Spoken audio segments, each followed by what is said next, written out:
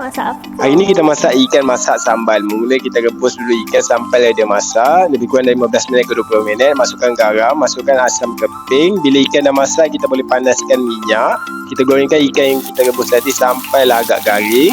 Bila dah garing, kita boleh angkat, kita biarkan dia untuk seketika. Gunakan minyak yang sama, kita tumiskan bawang besar, bawang putih dah halia. Kita tumiskan dia sampai naik bau, dah warna golden. Masukkan cili kisam ikut kepedasan, tumiskan dia sampailah pecah minyak. Kalau dah kering, kita boleh tambahkan air rebusan ikan. Kita sambung tumis sampailah pecah minyak. Lepas tu kita masukkan air asam jawa. Kita sambung tumis untuk seketika. Masukkan belacan bakar.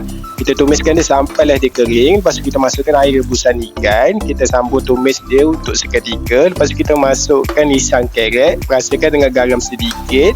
Jangan tambahkan banyak garam sebab kita dah gunakan air rebusan ikan tu. Lepas tu kita masukkan ikan yang sudah kita goreng tadi. Lepas tu kita boleh masukkan bawang Holland yang sudah dipotong. Kita masakkan dia untuk seketika sampailah bawang tu agak layu. Bila semua dah masak, kuah pun dah pekat, rasa pun dah okey, makanan siap untuk dihidangkan. Dah boleh makan bersama nasi yang panas. Jom makan.